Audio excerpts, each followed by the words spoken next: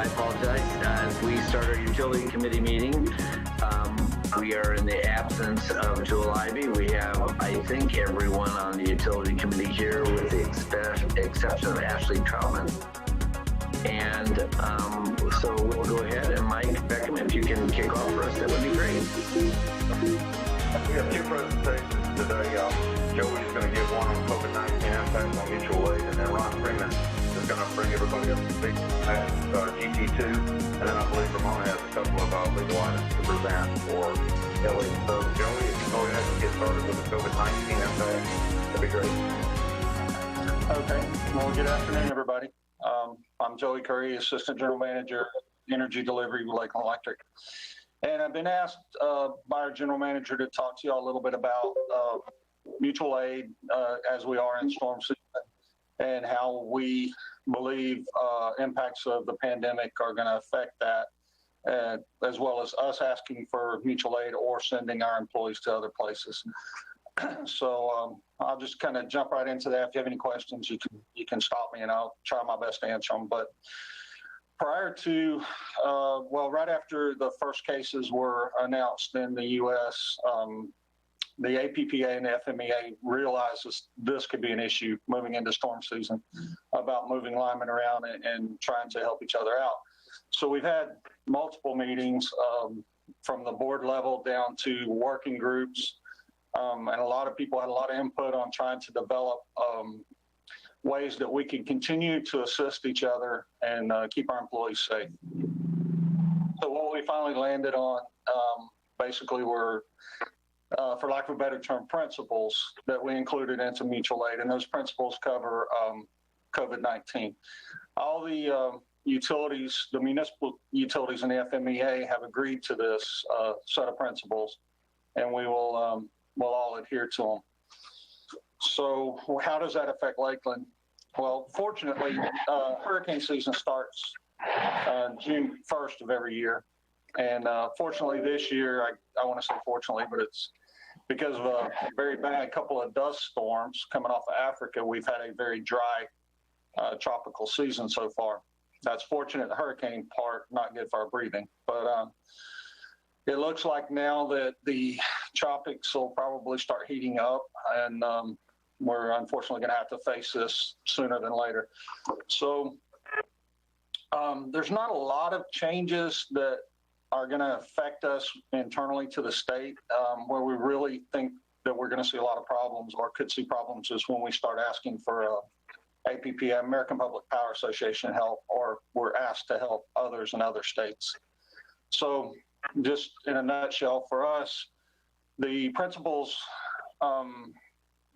mainly include that any sending utility, so you got a host utility and a sending utility. So if we're requested for mutual aid help as a sending utility, we have certain responsibilities. We have to screen our employees prior to sending them through the standard health screening questions of temperature, checks and things of that nature. We have to equip them with a proper PPE, and there are different levels of PPE for COVID-19.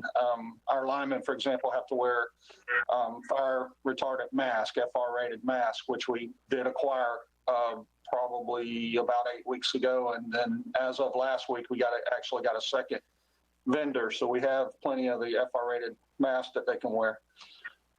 We also, of course, have to provide the hand sanitizers and things and make sure our trucks are stocked with all that equipment before we send them off. There are other things our linemen can wear.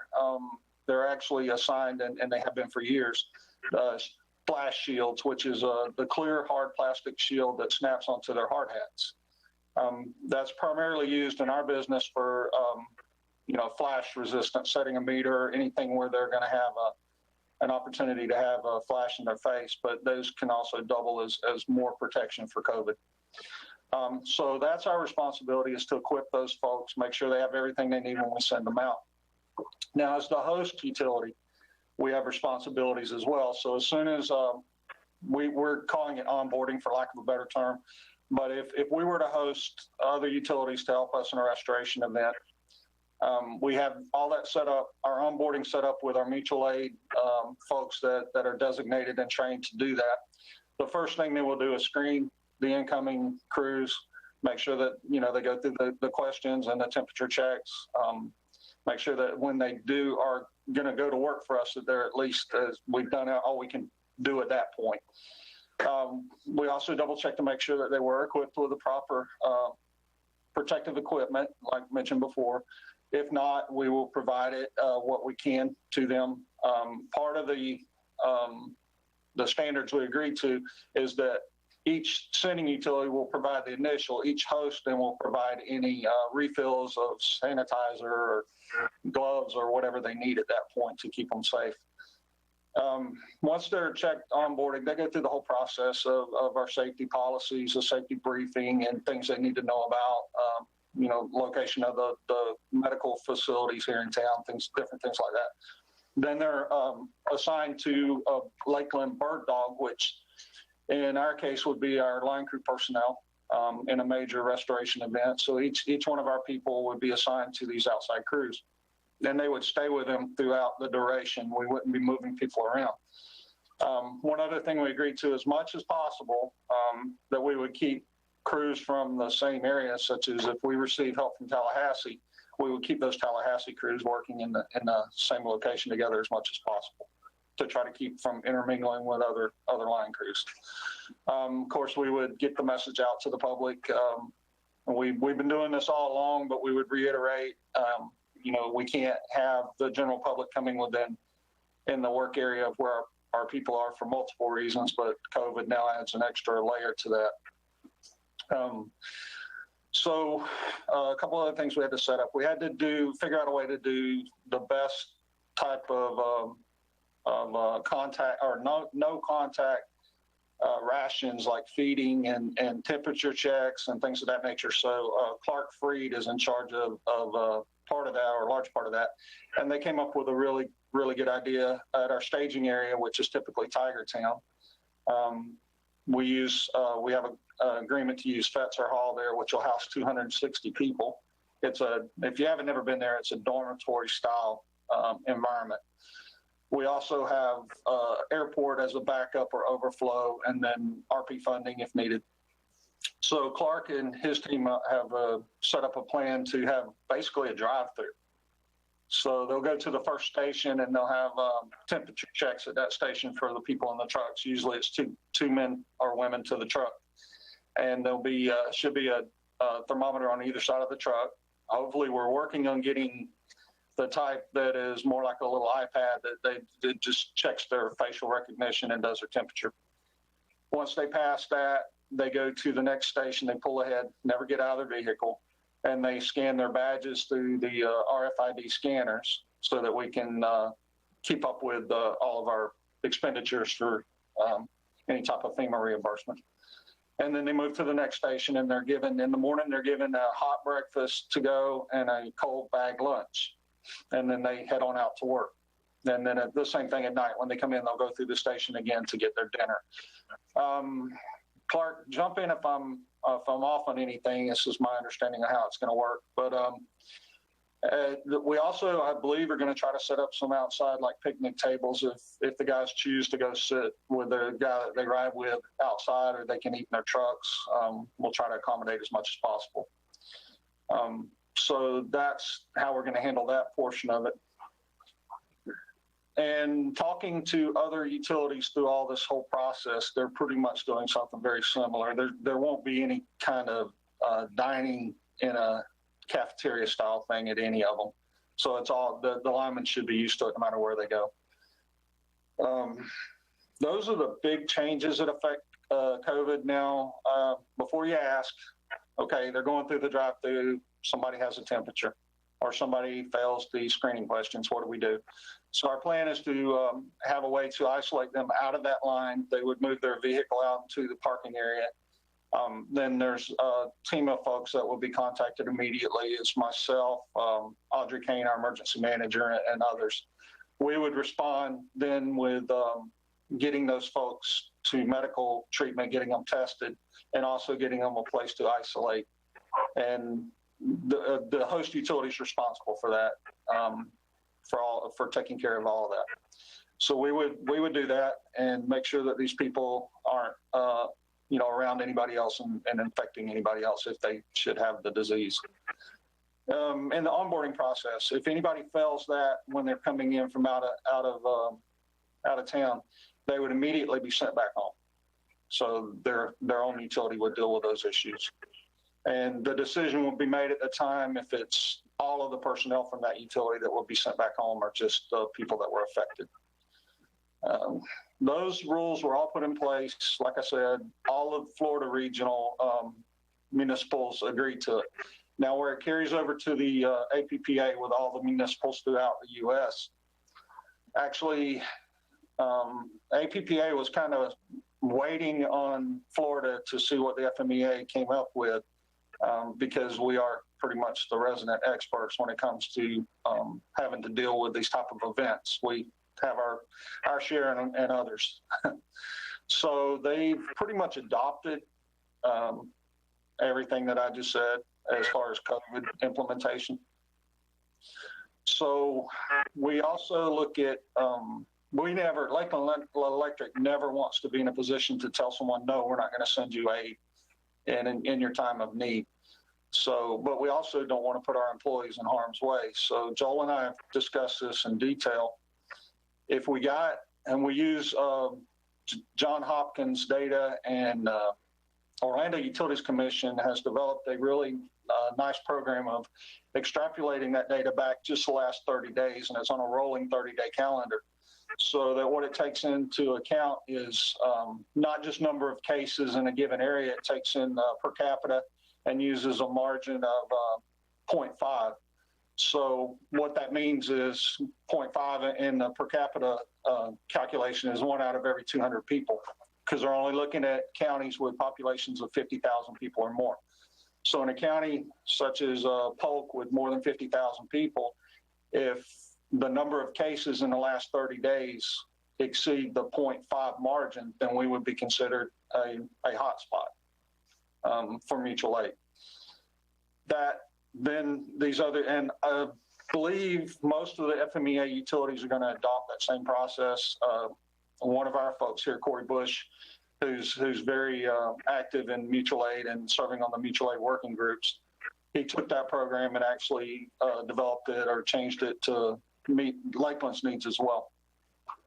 So we would have to make that decision. So let's say we get asked to go to Georgia, and we use this program, and the place that wants us to go to is like a 0.69 as far as the number of COVID cases per capita.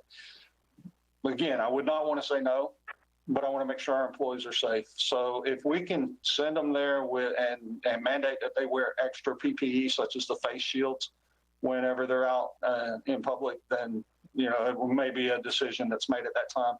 All would be strictly volunteer. For the linemen that wanted to go, we wouldn't force them to go. Inside the state, I think we're pretty safe. We're all in pretty much the same boat, but we all understand what that boat is, and we understand how we're going to care for each other's employees and make sure that they're as safe as possible. And that's pretty much it. Unless y'all have any questions.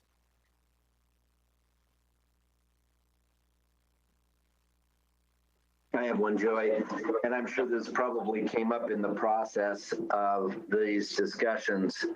I said Joey, I mean Mr. Curry. That came up in the process of these discussions. Was there discussion about on inbounding people doing testing up front when they arrive at all? Did you have any dialogue on that? And if they were coming from a hotspot area, let's say into our area, would that be a consideration we'd want to address? Knowing that you have to have tests that you could get back pretty quickly. Mm-hmm. Yeah, so there was a lot of discussion about that. There's a lot of utilities that are pushing real hard for rapid testing for these type of events, and they're pushing the federal government to try to make that happen. That would be ideal if we could test them and get the results back, in a few hours. Like I know they have that capability now. Then absolutely we would do that for any incoming personnel. But right now I don't have a guarantee of that. How many personnel typically come to an event? Yeah, I mean, I know they vary depending on the size of the damage, but are we talking about 100 utility workers typically, or something less than that? Irma, we had over 500 personnel that came in and assisted us. That counts. You got to figure tree trimmers coming from all over. We had tree trimmers from all over the country. Right, we had right. from all over. So, in an event the size of Irma, it could easily be 500-600 people coming in to our area. And it's not just line crew personnel. In Irma, you had a lot of law enforcement personnel that came in with chainsaw teams clearing roads and things of that nature. So, primarily what we're focused on, though, is the line crew personnel. So we're asking the utilities, and we can have those conversations as we're talking to them. Excuse me. I'll use Tallahassee again as an example. So I'm on the phone with Tallahassee saying, okay, I understand you're going to send me 3 crews to help with my event. Can you make sure that those personnel you sent haven't been sick in the last 14 days? That's just a consideration that they would do and we would do for them. I would never send somebody off that's even questionable. And I'm pretty sure everybody else feels the same way. As far as a hotspot, bringing people in from, let's say, I hate to pick on anybody else right now because Florida seems to be a hotspot, but say New York wanted to come and help us. That would, if we don't have the resources at all available to us, I'm going to get whoever I can get. I promise you. My number one priority is to restore power as quickly as possible and as safely as possible as we can. So that's a little bit of a balance. We would have to weigh that risk against. We don't have personnel here to restore power in a reasonable amount of time. Then how bad a risk is it if we can bring these folks in and keep them isolated but work? If that answers questions? It does. Thank you. Questions from other committee members? Just raise your hand if you have one. Okay, I think we're good. Thank you for that report. All right. Mr. Peckham? All right, thanks, Joey. And then now Ron Freeman is going to update us on McIntosh Gas Turbine 2. Good afternoon. I'm going to give you a quick update on McIntosh Gas Turbine number 2. Just so you know, McIntosh Gas Turbine 2 was made commercial on July 22nd, 2020. This also represented the retirement of McIntosh Unit 2, which is our steam turbine number 2. That was part of our permit, so that's why that unit retired. The total cost for McIntosh Gas Turbine number 2 was $39,529,000. This represents a 9.49% increase over the expected budget that I originally started out talking to you about. But even with those cost overruns, Sergeant Lundy has commented to us that this is the lowest cost per kilowatt construction that they're aware of. Our cost of roughly $304 a kilowatt hour versus the normal cost of reused equipment in the range of $600 a kilowatt hour, or even building a new generation, which would be in the $900 a kilowatt hour range. So overall, the project, even though we're over budget, is an extremely cost-efficient choice.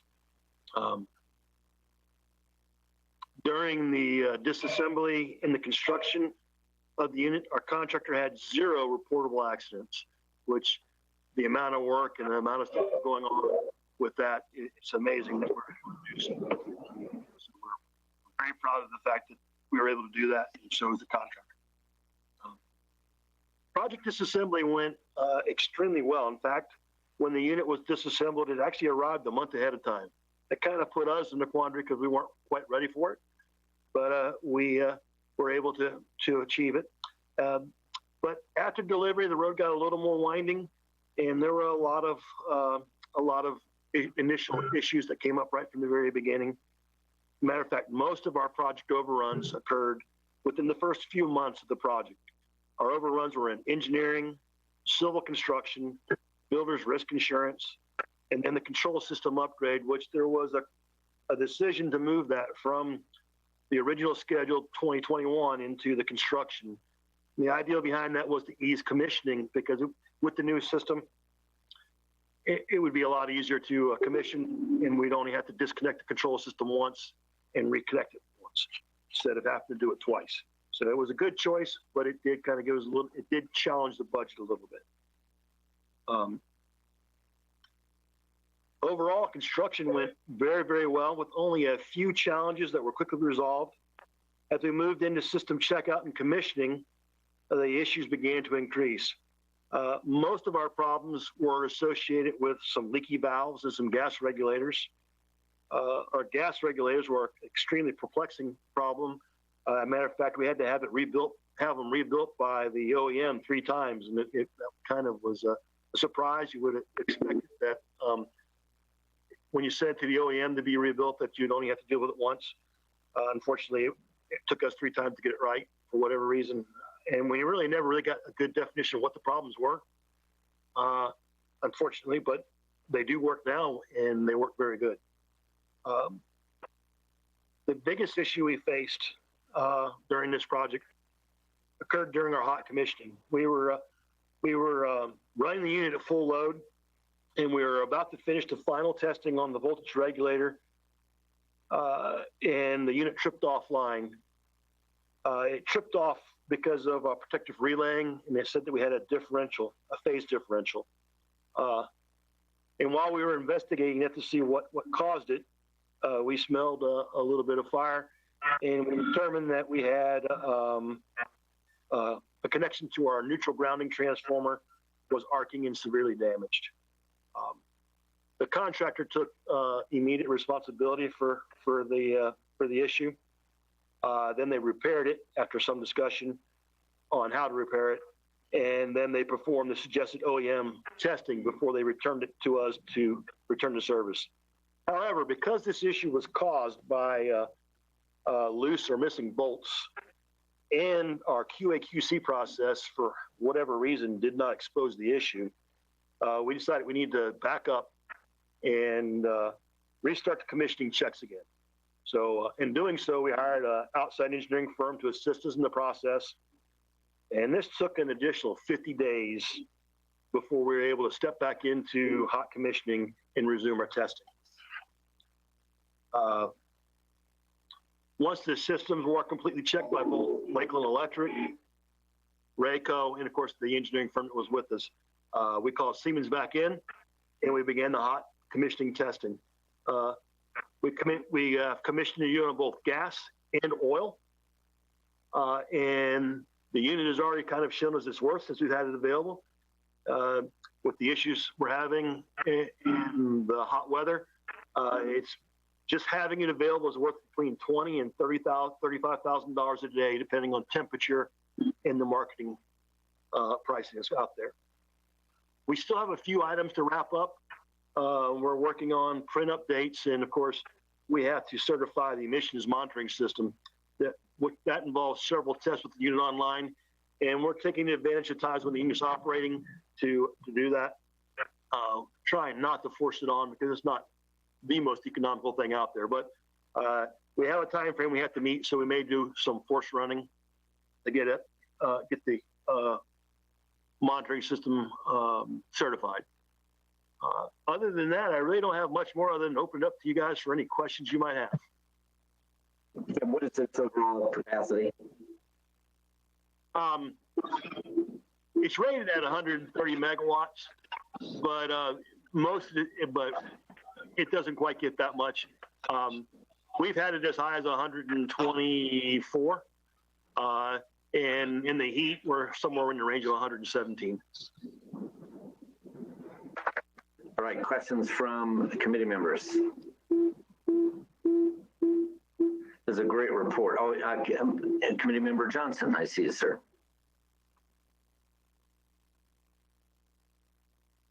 I was just wondering, did we get the situation with the property all settled out with OUC? That's a very good question. The answer to that at this time is it is not complete. We are working on the issue, and we've got a few more documents to go through so that we can, but at this time, no. Unit 5 in McIntosh Gas Turbine property has not all been sold to Lakeland Electric. Do we? That's a resistance. I was just wondering what the holdup was. the holdup is currently on our side. We're working on the issue. We've been fighting a lot of other issues, and it has delayed us. I'm sure that we want to make sure we get the documents right, and some of the delay was on the OUC side, but lately it's been on our side. I got an additional question. After working with this situation, how would you assess our, and this might be for Mike, I don't know, or Joel, how would you assess our relationship with OUC as far as ability to work with them? Are they seemingly easy to work with? Are they more difficult to work with? So going forward, does it make sense to work with them in the future? Or do we have issues that we caused issues, or have they caused issues that are going to hatch other issues going forward? I'll try to answer that, and I'll let Mike fill in if he thinks I've missed something. But what I'll tell you is I have a very good relationship with OUC, and that relationship continues today. I often reach out to them whenever we have a problem. In fact, during the startup of Macintosh gas turbine number 2, we needed a part. I made a phone call to OUC that had to park 2 days later. Outstanding. That's what I want to hear. Thank you. Other questions by committee members? Okay, seeing none, that brings us to Ramona Sirianni, I think. Isn't that correct, Mr. Beckham? Yes.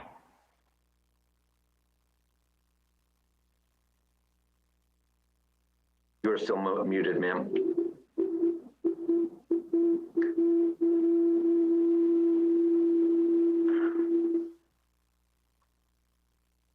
Ramona, we can't hear you. Sorry, guys. My mouse just died, so I couldn't unmute myself. I apologize. The first item that we have is an agreement with Siemens Energy. This is an upgrade of Unit 5's digital control system application processors. We originally, Unit 5's migrated to a T3000 control system in 2010. Since that time, we've had a number of different upgrades, but at this point, there are long lead times for replacement, and they are in need of replacement and will no longer be supported.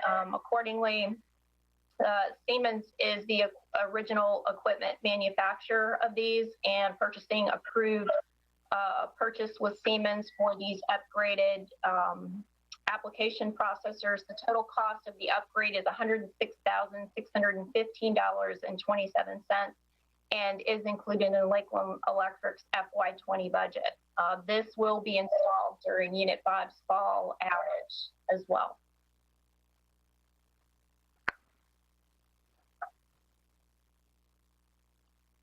You're muted. Move for acceptance. Go ahead, Mr. Johnson. I was just going to move for acceptance as submitted. All right, and is there a second? All right, so me, Mr. McLeod. All right, discussion by committee members.